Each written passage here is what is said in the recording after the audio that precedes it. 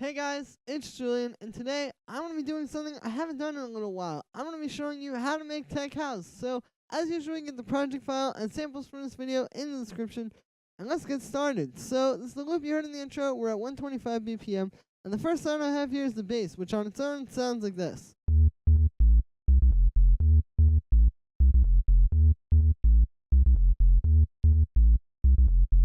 So I'll show you the notes first. It's just playing this pretty simple pattern. We are in D sharp, so it's just starting on the D sharp there. And yeah, it's just kind of playing this like bouncy pattern. This is mostly working kind of off of the very straightforward groove of the kick. Like the goal here is kind of like, a lot of this is based on how the kick and the bass are working together. Like all those low end elements are what really kind of make the foundation of your track. So because the kick is so straight, and it's just playing quarter notes, having the bass play this kind of like bouncy thing. That's where we get the groove from. And then as far as the notes go, I mean, it's really pretty simple there, to be honest with you. Like, it's not too crazy. Like, I'm just playing this thing in D sharp. Really not too hard to write these kind of bass lines. You can see it's only like a bar in length. And another thing I'll show you too is you can see I have some of these notes, like all these 16 notes, a little bit off the grid, like this one and this one. And basically what that does is it just gives them a bit of swing. If I put those back on the grid, like if I quantize them, it's really like just straightforward and just sort of simple. But when you give those a little bit of swing, you know, it kind of makes it a bit groovier. So then for the sound on this one, the way that I made this was using operator. It's a pretty simple FM type of bass. Basically what we've got here are just 3 sine waves. Yeah, you can see 3 sine waves. The first one is down. I've got the chorus pitch at 0.5 and or the chorus tuning. And then the other ones are at 1, so just at the regular octave. And yeah, really simple. Basically, the goal here is I just wanted like kind of a sine wave, but with a bit more texture to it. So that's what I did. Like I said, I just took this sine wave, and then I did a little bit of FM with this first one, and then the second one, and the third one as well.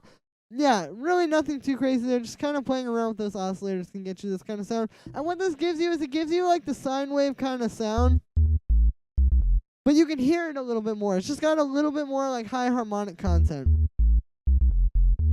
So yeah, so then the only other thing I have in here, an operator, is this LFO, which is on the pitch. So you can see basically what's going on here is I've got this routed to the pitches of oscillators A, B, C, and D. And then we just have the amount at a very low amount. You don't want it too high, but just putting it at like 9%, you know, gives it that like little bit of like vibrato. If I pitch this up, you'll hear it a little bit more. Yeah, you can hear those notes. There's the vibrato. So, you know, it's just kind of something really subtle that you don't notice as much. You would hear this on a club system, believe it or not, because it would be kind of like vibrating with the bass, and you would hear that motion there. But, you know, it's just another thing to give the bass a little bit more texture. So then after that, I've got a bit of saturation here, and this is just doing a pretty similar thing to what I was going for with the FM, with the very slight FM. It's just adding a little bit more like high harmonic content on top of the sound. And what I mean by this is I'll kind of show you here. If I grab a spectrum and put it after that, so here's what this looks like without any of these things that I've done to add more high harmonic content. So you can see it's just playing this one harmonic on here. That's the fundamental. That's what a sine wave is. It's just the fundamental harmonic.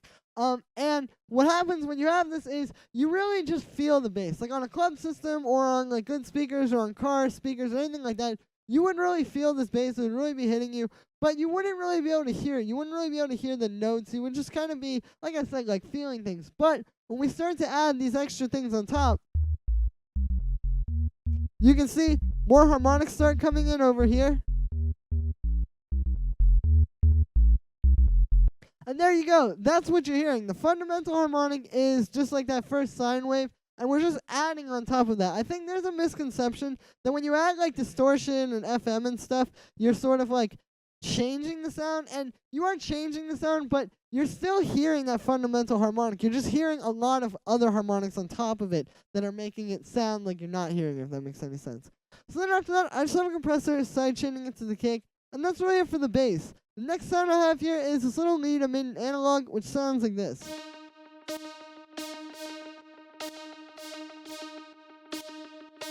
So I was trying to make something that would be like some sort of ear candy. You know, you don't want it to just be the bass and the drums the whole time. although that does work quite well, you know, you gotta have some other stuff in there, and I wanted to show you guys some sound design other than just like bass sound design. So I have this lead here, and what this is playing is it's actually just playing this thing on D sharp. You can see it's playing this little pattern, and you can see I did a bit of swing here as well, like on these 16 notes, like there and there, and it gives it that like groove.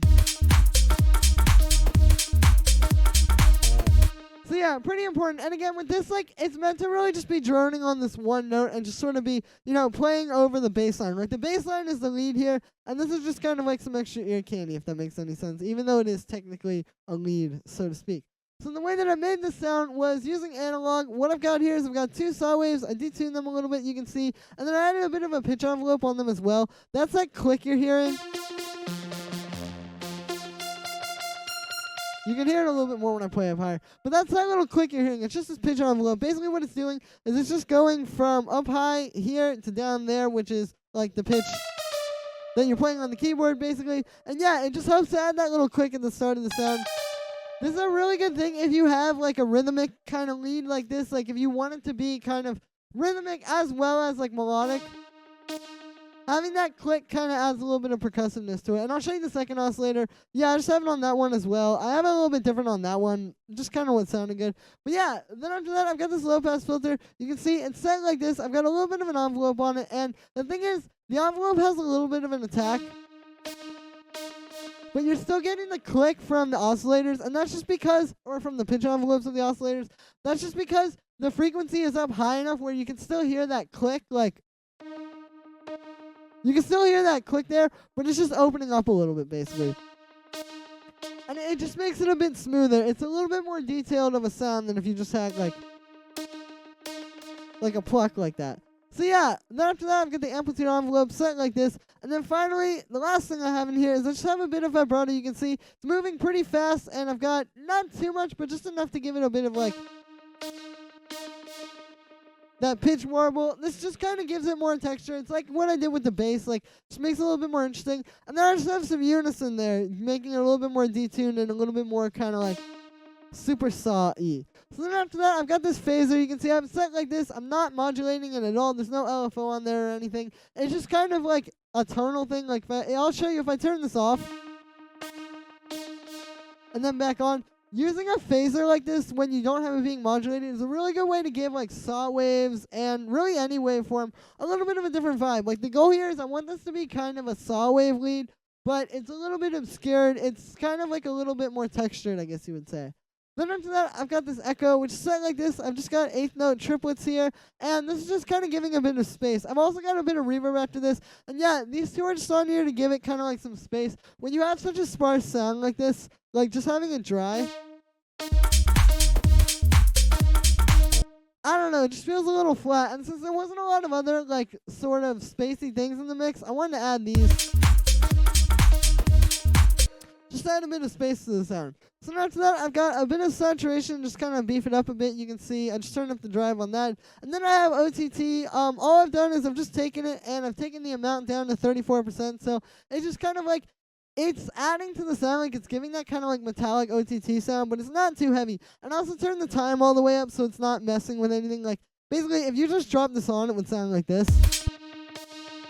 You can hear it's like way blowing out that reverb. But if we turn the time up, you get the OTT sound, but with the regular timing. And then if we turn the amount down a bit, there we go. It's just adding a little bit of texture to the sound. Then after that, I've got an EQ8 cutting out the low end. And finally, I just have a compressor side chaining the lead to the kick. So with that, the next sound we have here is the kick, which sounds like this. And so this kick is two layers. I have this top kick. And then I have this sort of lower kick. And yeah, basically the goal here is I had two kick samples that I liked. I'll play you the original samples on their own. The top kick sounded like this. And then the bottom kick sounded like this. And you can hear this top kick has a really good high end, but not a lot of low end. And then the bottom kick has a really good low end, but not a lot of high end. So what I did was I just put them in a group here. I layered them together. They're playing at the exact same time. And then I EQ'd them. So like on the top kick, I cut out the low end because there was still a little bit in there and I didn't want it to bleed over. And then on the bottom kick, I cut out the high end. And then the key with this is just to make sure you don't cut too much. Like if I just did like this, for example, like say I just cut so it's like below 100 playing on that one, and maybe we turn this one up a little bit, it can kind of sound bad. Like it'll sound kind of weird. Yeah, like that doesn't really sound so cohesive. But if you just kind of take your time and find the right places to cut them off, you get a really nice kick, and you kind of get the best of both worlds. And then on the group here, I just have a little bit of processing. So I have the drum bus on there. And what I'm doing with this is I've got a little bit of drive here. You can see I've got a little bit of crunch. Those two just kind of beef it up. I turn the damp all the way up so it's not cutting anything out of the sound. And then I use a little bit of this boom to kind of beef the kick up. Something that I notice a lot, like in tracks that people send me, and just in a lot of tech house, sort of like amateur tech house tracks that I hear, is the drums really aren't like hitting. And more specifically, the kick isn't really hitting. Like it isn't really like, you know, shaking the room like you want it to. And so a really good way to solve this is to, for one, put some processing on it, but for two, to add a bit of this boom on there. It just kind of makes it like really beefy. And you can really hear the difference there when I turn it off. So then the key with that is just to tune it. I've tuned it to D sharp. That's the key of the track. And yeah, it'll fit. So then the next thing I have here is this hi-hat, which sounds like this. And this is pretty simple. It's just kind of like a nice hi-hat that I feel like works really well. And the only key I will say with this is you need to find kind of like a more powerful hi-hat than like just sort of your everyday, I guess, like 808 hi-hat or something like that. Like I've heard a lot of tech house tracks that have a similar problem with the kicks where these hi-hats really like need to be sharp. Like they need to really like hit like that. Like the way this one really cuts through the mix. That's what you want. So the key is just to find like a good sample that really cuts through. And if you want to use this one, it's all in the description. Check it out there. Anyway, next sound I have here is this clap, which sounds like this. So what this clap is it's just kind of like this nice punchy sort of clap sample. I've cut out a bit of low end on it, and I believe I shortened it a little bit. Yeah, I shortened it a little bit with the amplitude envelope as well. Then after that, I just added a bit of saturation, and then I changed the color to the sinoid fold, so it's a little bit more powerful. Pretty simple here, just again like with the hi-hats and the kicks. So you just really need to find one that's really clear and punchy.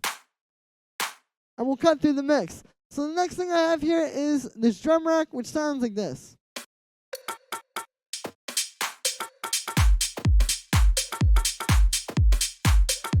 So this is all the percussion from the track. Basically what we've got here is I've just got these 4 percussion samples. This one, this one, this one, and then this one.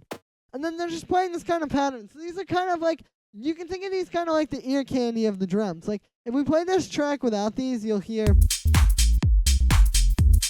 and even without that shaker. Like it's really flat. It's just a hi-hat and there's just like some drums and some bass. When we add this,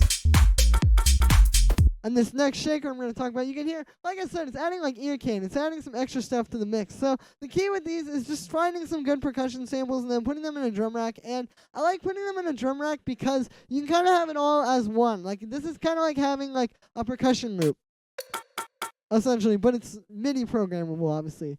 So those are the percussion sounds. The only other thing I did on those is I just cut out a bit of low end. So the next thing we have here is the shaker, which sounds like this.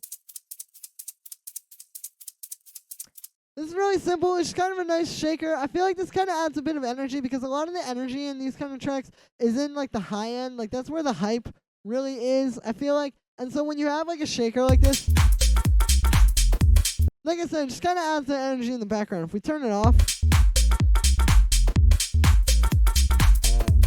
you can hear it's got a lot more energy when I bring it back in. So that's the shaker. And then the last thing we've got here is this sample, which sounds like this. So this was just like a little vocal sample. I noticed a lot in these tracks, there won't be like a full vocal, but a lot of times they'll use like these sort of short vocals like this where it just kind of comes in, like this one comes in on that last upbeat there. You know, like stuff like that, like just having a little vocal sample in there is cool because it gives it an organic element. It makes it so it's not just all like synth and drums basically. You know, it just kind of adds, like I said, like a more human kind of touch to it. Really not a whole lot to the sample. It's kind of this nice sample. Can I get